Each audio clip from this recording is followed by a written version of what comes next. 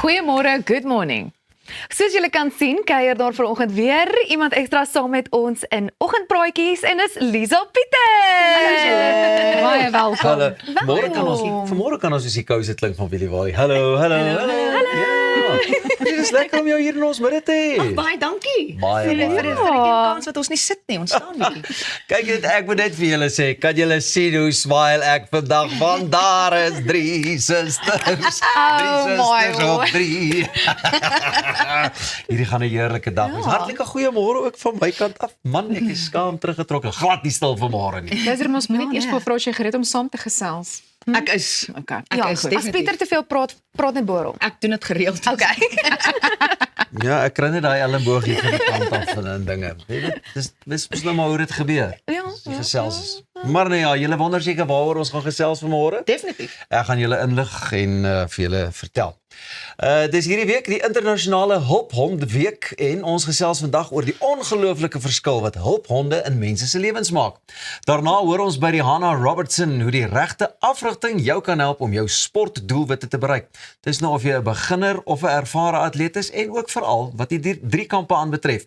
Thys van Sail help ons weer om sin van die jongste geldsaake te maak en soos wat julle nou net gesien en gehoor het, is Liesel hier by ons om ons meer te vertel oor haar nuwe enkelsnit, jou ware eerste soen. Nee, jou weer. Ag nee man. Jou ware eerste Okay. soen. Ek wou net sien of julle wag. Okay. O, daar sien ek hom nou. Jou weer eerste soen. Ag, ek wou dit nie so opsigtelik gemaak het nie. Jou ware eerste. Ja, Jou ware tweede weer. nie. Wat is nie jou ware eerste soen dan nie? Dus julle sou ook so gevoel het as julle nou man alleen tussen 3 pragtige rose gestaan het en hier kom 'n ding uit van soen. Ek vra om verskoning. Moenie dit kry nie.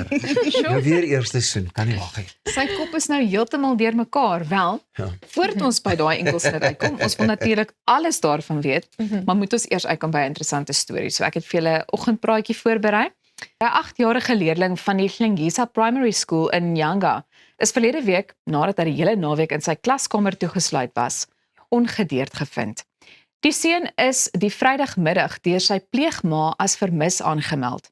Nou volgens die woordvoerder van die Wes-Kaapse Onderwysdepartement, Bronnag Hammond, het die hoof en die opsigter die skoolterrein dadelik deursoek, maar het geen teken van die seun gevind nie.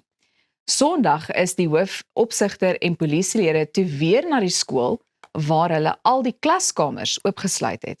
Die leerling is waar hy onder 'n tafel in sy klaskamer weggekruip het gevind.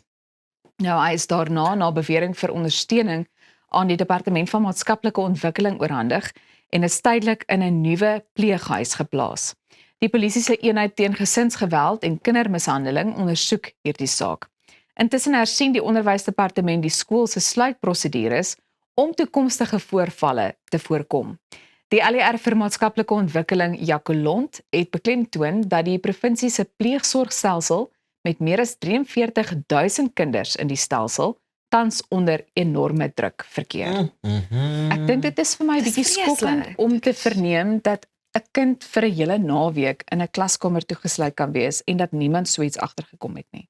Hoe oud was die leerling? Was hy 'n laerskoolkind of is dit hoërskool? Ja, 8. 8 jaar Hy's oud. nog klein, hy's graad 2. Ek dink die arme kind het regtig net wat gebeur. Ek sou geraas gemaak het en En Ek dan sou hy's vensters gebreek het om te probeer deure uitkom, geslaan iets. maar hy's 8. Ja, ek weet hy's mos in pleegsorg. So hoekom maak hulle nie seker dan dat al hulle kinders by hulle as hulle kom haal nie? Hoe vergeet jy jou kind? Wel, dit is 'n goeie vraag en ek dink ook wanneer ek terugdink baie jare gelede toe ek nou nog op skool was. Pieter, dan wil ons nou nie eers van jou praat nie, maar ja, nietemin. dat was hoor. Ons het altyd die onderwysers het seker gemaak dat al die kinders uit die klas uit is voordat hulle die deur sluit. So dit is 'n baie vreemde storie. Maar ja, ek kan nie dink deur watter trauma daai kind die hele naweek was nie, sonder kos, toegesluit nie, naby 'n badkamer nie. Dit moes verskriklik gewees het. Ek weet nie, ek sou mal geword het. Ek sou geraas gemaak het en hulle sou bitter gou gehoor het. Daar is klein of nie. Was jy al toegesluit so? Daarom nie. Jy vasgesit in 'n badkamer backstage. Ek was vasgesit in 'n lift. Voor 'n was show. ek 'n groot mens en dis traumatizing. Wel, van 'n 8-jarige na die 97-jarige Betty Bromwich van Engeland en sy het haar eie Guinness wêreldrekord verbeter en is nou weer die oudste vrou wat 'n wing walk voltooi het. Dit is nie haar eerste keer nie.